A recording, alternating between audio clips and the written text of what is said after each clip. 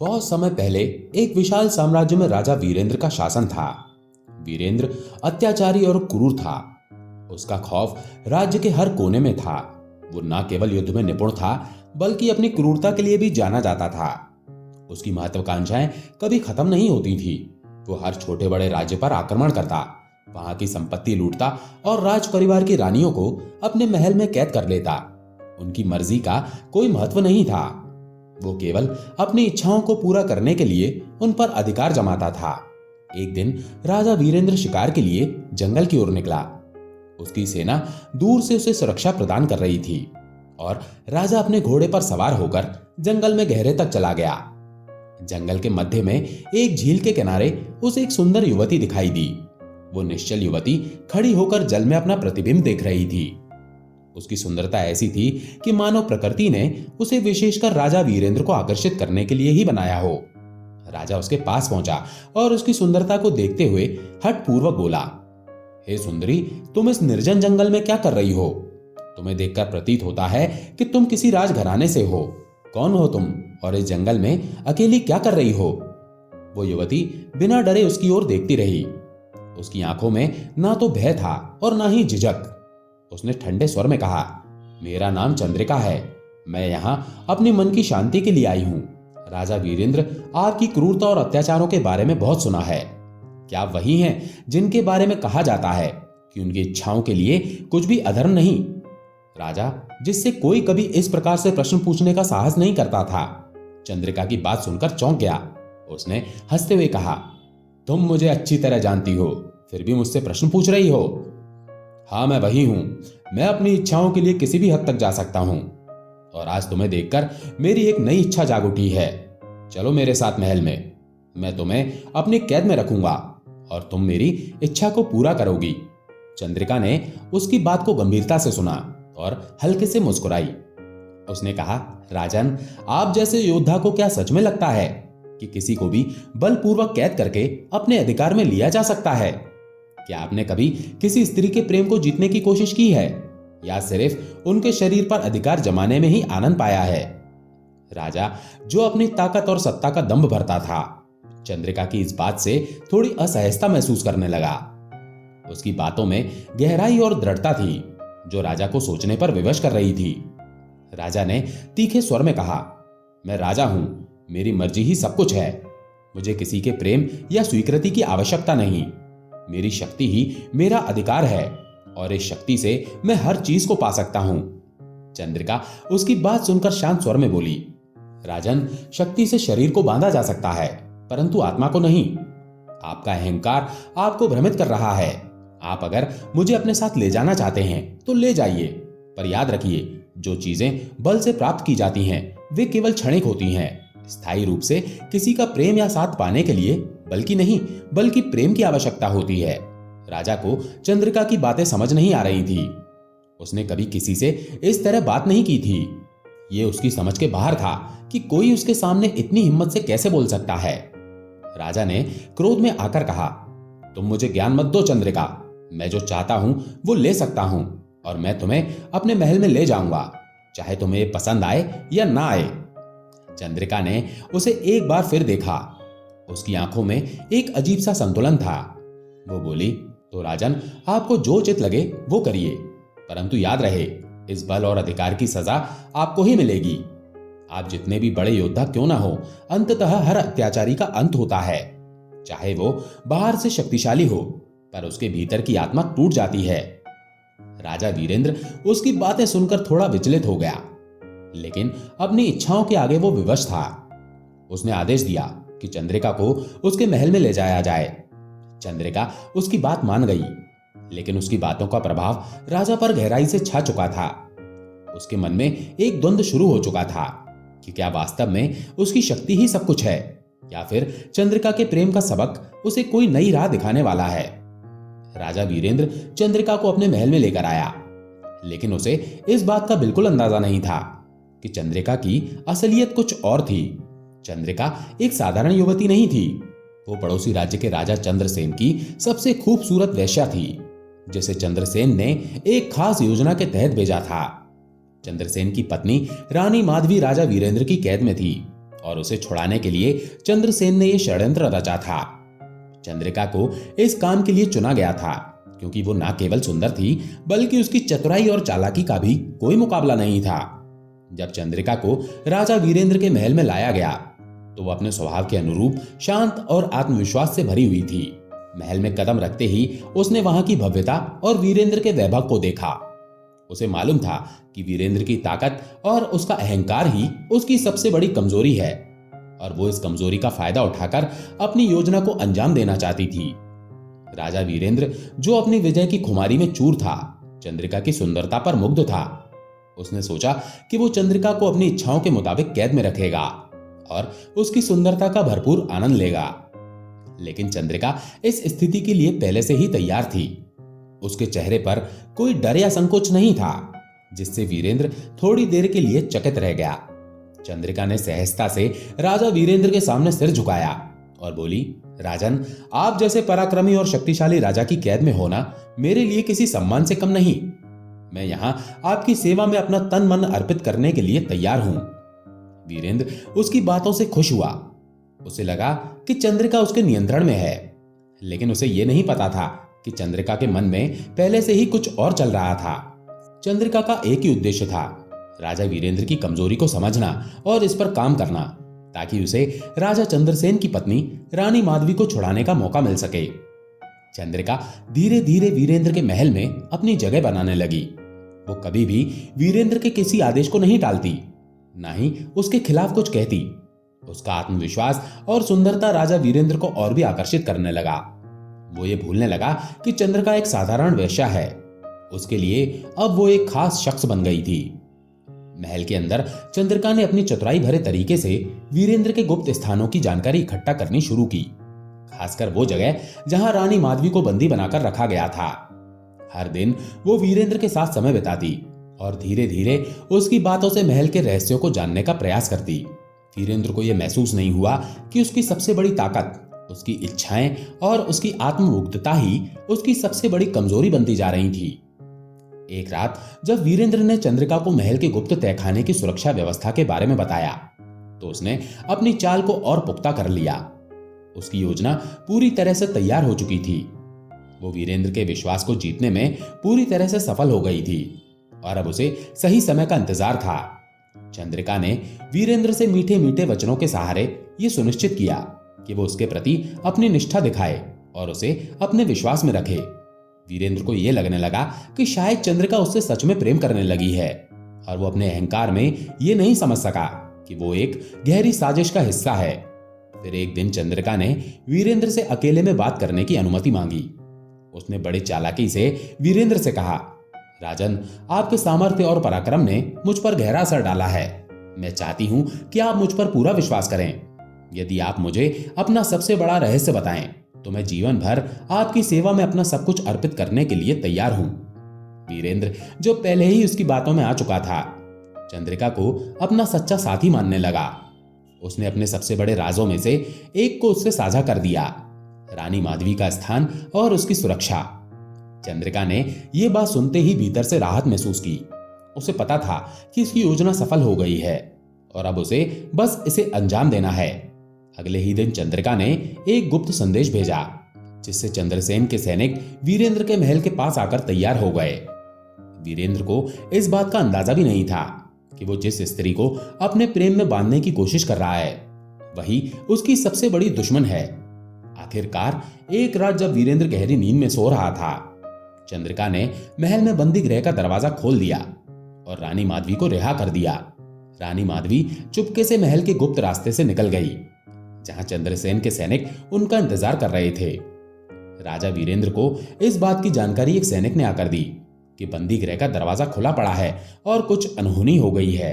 सैनिक ने बताया कि किसी ने बंदी गृह का ताला खोल दिया है और शायद रानी माधवी महल से भाग गई है।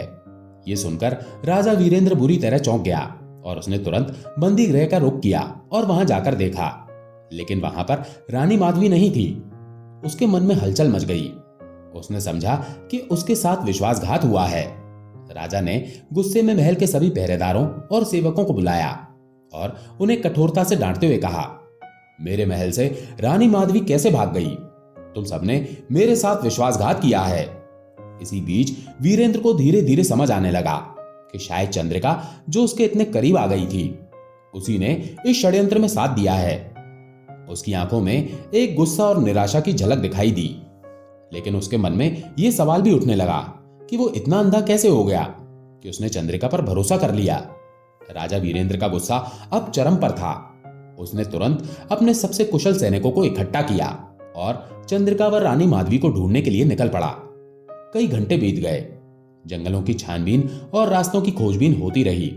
आखिरकार राजा वीरेंद्र ने एक सुनसान जंगल में रानी माधवी और चंद्रिका को देखा, जो छिपने की कोशिश कर रही थी। राजा और उसकी सेना ने उन्हें घेर लिया। चंद्रिका और रानी माधवी के चेहरों पर खौफ साफ नजर आ रहा था। उनके भागने के सारे रास्ते बंद हो चुके थे और अब उनके सामने खड़ा था एक भयंकर रूप में राजा वीरेंद्र, जिसकी आंखों में क्रोध और ठगा जाने का एहसास साफ झलक रहा था। राजा ने दोनों को पकड़कर वापसी का आदेश दिया और पूरे काफिले के साथ उन्हें राजमहल वापस ले आया। महल पहुंचते ही वीरेंद्र ने दोनों को कैद में डाल दिया। रात भर वो इस विश्वासघात के बारे में सोचता रहा। उसकी आत्मा को चीर देने वाला यह विचार कि जिस चंद्रिका को उसने अपने पास आने दिया, उसी ने उसके साथ इतना बड़ा छल किया। अगले दिन राज्यसभा में सभी मंत्रियों, सैनिकों और दरबारियों के सामने राजा वीरेंद्र ने दोनों को लाकर खड़ा किया। उसकी आवाज में गूंज और निर्णय की कठोरता थी। उसने गुस्से से चंद्रिका और माधवी की तरफ देखते हुए कहा, तुम दोनों ने मेरे साथ धोखा किया है और इस अपराध के लिए तुम्हें कठोरतम सजा दी जाएगी। मेरी आज्ञा है कि तुम दोनों को राज्य की वेश्याओं का जीवन जीने के लिए मजबूर किया जाए। तुम्हारी हर सांस अब इसी अपमान के साथ बीतेगी। राजा का यह आदेश सुनते ही राज्यसभा में सन्नाटा छा गया। लोग तभी आवाज में बातें करने लगे। चंद्रिका और माधवी की आंखों में आंसू थे, लेकिन राजा के फैसले के सामने उनकी कोई दलील या मिन्नतें काम नहीं आई। उनका भविष्य अब अंधकार में और दर्द से भरा हुआ नजर आ रहा था। राजा वीरेंद्र के आदेश के बाद चंद्रिका और रानी माधवी को राज्य की वेश्याओं का जीवन जीने के लिए विवश कर दिया गया। अब वे हर दिन अपमान और पीड़ा के बीच अपनी योजनाओं पर विचार करती। दोनों के मन में बस एक ही ख्याल था, किसी तरह से राजा वीरेंद्र का विनाश करना और अपने राज्य को वापस लौटना। इस कठिन समय में भी चंद्रिका ने अपनी हिम्मत नहीं हारी। वो अक्सर रानी माधवी के साथ बैठकर योजनाएं बनाती रहती कि कैसे राजा वीरेंद्र की सत्ता को कमजोर किया जा सके। उनकी चालाकी और धैर्य ने उन्हें इस अपमानजनक स्थिति में भी हारने नहीं दिया। दोनों जानती थी कि उन्हें राज्य की ताकत और सत्ता को चुनौती देने के लिए समय और सही अवसर का इंतजार करना होगा। इसी बीच राज्य के एक मंत्री, जिसका नाम धीरसेन था, चंद्रिका की सुंदरता पर मोहित हो गया। उसने चंद्रिका की ओर ध्यान देना शुरू किया और धीरे धीरे वो उसके करीब आने के अवसर ढूंढने लगा। धीरसेन को देखकर चंद्रिका समझ गई कि वो उसके जाल में फंस रहा है। एक दिन मौका पाकर धीरसेन चुपके से चंद्रिका से मिलने आया। उसके चेहरे पर वासना और लालच के भाव थे। धीरसेन ने चंद्रिका से कहा, तुम्हारी सुंदरता ने मुझे मोहित कर लिया है। चंद्रिका, मैं चाहता हूं कि तुम मेरे साथ अपना जीवन बिताओ। राजा वीरेंद्र के राज्य में तुम सिर्फ पीड़ा और अपमान झेल रही हो। मैं तुम्हें इस जीवन से मुक्त कर सकता हूं। मेरे साथ चलो, हम दोनों एक नया जीवन शुरू करेंगे। चंद्रिका ने अपने भीतर की घृणा को छुपाते हुए अपनी आंखों में मासूमियत का भाव लाया और धीरसेन की बातों को गंभीरता से सुनने का नाटक करने लगी। वो समझ चुकी थी कि धीरसेन का यह प्रस्ताव उसकी योजनाओं में एक महत्वपूर्ण मोड़ साबित हो सकता है। राजा वीरेंद्र का विश्वास धीरसेन पर गहरा था, क्योंकि वो राजा के सबसे वफादार मंत्रियों में से एक था। लेकिन इस विश्वास का फायदा उठाने के लिए चंद्रिका ने एक जाल बुना था। चंद्रिका, जो राजा वीरेंद्र की कैद में थी, धीरसेन को अपनी मोहिनी मुस्कान और वचन से मोहित कर लिया था। उसने उसे विश्वास दिलाया कि यदि वो राजा वीरेंद्र को मारकर उसे रास्ते से हटा देता है तो वो उसके साथ जीवन बिताएगी और उसे राजमहल की संपत्ति भी मिलेगी। चंद्रिका ने धीरसेन से कहा, तुम मुझे पवित्र प्रेम का वचन दो और मेरे साथ जीवन बिताने के लिए तैयार हो जाओ, लेकिन इसके लिए एक शर्त है। राजा वीरेंद्र, जो राज्य का अत्याचारी शासक है, उसे मारकर उसकी मृत्यु का कारण बनाओ। केवल तभी मैं तुम्हारे साथ विवाह करूंगी। तुम राजा के खिलाफ षड्यंत्र रचो और राज्य को एक नई शुरुआत दो। चंद्रिका के बहकावे में आकर धीरसेन ने अपने मन में यह ठान लिया कि वो राजा वीरेंद्र को समाप्त करेगा ताकि वो चंद्रिका को पा सके। उसके लिए चंद्रिका की सुंदरता और राजमहल की संपत्ति सबसे बड़ी प्रेरणा थी। धीरसेन ने अपने पहले प्रयास के तहत महल में घुसने की कोशिश की। वो धीरे धीरे महल की दीवारों को पार करते हुए राजमहल के अंदर घुसने में सफल हुआ। लेकिन जैसे ही वो राजा के कक्ष के पास पहुंचा, उसकी नजरें महल के सुरक्षाकर्मी पर पड़ी। राजा के सुरक्षाकर्मी ने उसे देखा और उसे घेर लिया। धीरसेन असफल होकर बाहर निकलने को मजबूर हो गया। ये असफलता धीरसेन के मन में संकोच और डर पैदा कर गई। हालांकि चंद्रिका ने उसे अपने प्यार के वादों से फिर से प्रेरित किया और विश्वास दिलाया कि वो अगले प्रयास में सफल होगा। धीरसेन ने फिर से अपने साहस को जुटाया और राजसभा के बाहर एकांत स्थान पर राजा वीरेंद्र को मारने का विचार किया। वो ये सोचता था कि यदि वो राजा को सभा से बाहर कहीं एकांत में पाएगा तो उसे खत्म करने का अवसर मिलेगा। लेकिन जैसे ही धीरसेन ने तलवार उठाने की कोशिश की, वो एक और मंत्री के सामने आ गया। मंत्री ने धीरसेन को देख लिया और उसे पकड़ने की कोशिश की। इस प्रयास में भी वो असफल रहा और उसे अपनी जान बचाने के लिए भागना पड़ा। यह असफलता धीरसेन को परेशान करने लगी, पर चंद्रिका ने उसे फिर से साहस दिया और कहा, तुम यदि इस बार सफल होते तो मैं तुम्हारे साथ जीवन बिताऊंगी। धीरसेन के मन में अब यह विचार घर कर चुका था कि या तो अब वो सफल होगा या फिर चंद्रिका को खो देगा। उसने अंतिम प्रयास के रूप में राजा वीरेंद्र को मौत के घाट उतारने का फैसला किया। इस बार वो राजा के कक्ष में रात को घुसने की योजना बनाता है, जब राजा गहरी नींद में होगा। राजा वीरेंद्र का कक्ष महल के भीतर काफी दूर था और वहां कोई ना कोई अंगरक्षक हर समय तैनात रहता था। लेकिन धीरसेन ने इस बार अपनी योजना में कोई कमी नहीं छोड़ी। उसने महल में अंदर घुसने के बाद राजा के कक्ष में प्रवेश किया। राजा वीरेंद्र गहरी नींद में था और महल के किसी भी अंगरक्षक को उसकी हरकत का कोई आवाज नहीं हुआ। धीरसेन ने अपनी तलवार की धार को तेज किया और राजा के बिस्तर के पास जाकर बिना कोई आवाज किए तलवार उठाई। एक तेज वार में उसने राजा वीरेंद्र की गर्दन को काट दिया। राजा की मृत्यु के बाद महल में भय का माहौल फैल गया। किसी को समझ में नहीं आया कि राजा की हत्या किसने की। राजा के मृत शरीर के पास खड़ा धीरसेन सोचने लगा कि अब उसे चंद्रिका की इच्छा पूरी करने के लिए अपनी पूरी शक्ति लगानी होगी। चंद्रिका का विश्वास हासिल करना अब उसका एकमात्र लक्ष्य था। वो सोच रहा था कि अब वो राजा वीरेंद्र के राज्य का नया शासक होगा और चंद्रिका से शादी कर लेगा। राजमहल में हड़कंप मच गया और सभी मंत्री, सैनिक और काबिल लोग इस हत्या की वजह को जानने के लिए खड़े हो गए। धीरसेन ने राजा वीरेंद्र की हत्या को अपना कृत्य मानते हुए अपनी जीत का दावा किया। लेकिन ये न केवल राजा की मृत्यु थी, बल्कि ये एक नई युग की शुरुआत थी। धीरसेन ने आखिरकार राजा वीरेंद्र को मारकर उस राज्य का शासक बनने में सफलता प्राप्त की। अब वो स्वयं राजा बन चुका था और चंद्रिका को उसने अपनी रानी बना लिया।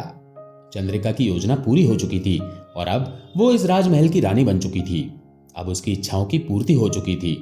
राजा वीरेंद्र की मौत के बाद धीरसेन ने चंद्रिका को रानी के रूप में स्थापित किया और उसे वो सब कुछ दिया जो वो चाहती थी। चंद्रिका अब महल की इज्जतदार रानी बन चुकी थी और उसकी महत्वाकांक्षाओं की पूर्ति हो चुकी थी।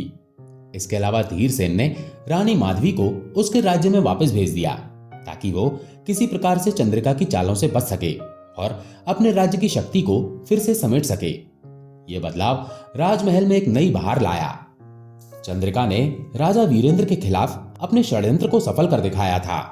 अब वो न केवल सशक्त थी, बल्कि उसने धीरसेन के साथ मिलकर अपने सारे सपने साकार कर लिए थे। वहीं धीरसेन ने राजा बनने के बाद अपने अंधे विश्वास और क्रोध के कारण अपनी बुद्धि खो दी थी और उसका ध्यान सिर्फ अपनी वासनाओं की पूर्ति पर केंद्रित हो गया था। दोस्तों, कहते हैं कि क्रोध इंसान को बर्बाद कर देता है और काम वासना इंसान की बुद्धि को भ्रष्ट कर देती है। धीरसेन का उदाहरण इस बात का साक्षात प्रमाण था कि किस तरह अपनी वासना और क्रोध के चलते इंसान अपनी जिंदगी की सबसे बड़ी गलती कर सकता है। ये कहानी हमें ये सिखाती है कि हमें अपने क्रोध और वासनाओं पर काबू पाना चाहिए ताकि हम सही मार्ग पर चल सकें और अपनी बुद्धि को सटीक निर्णय लेने के लिए सक्षम बना सकें। तो कैसी लगी आपको हमारी कहानी?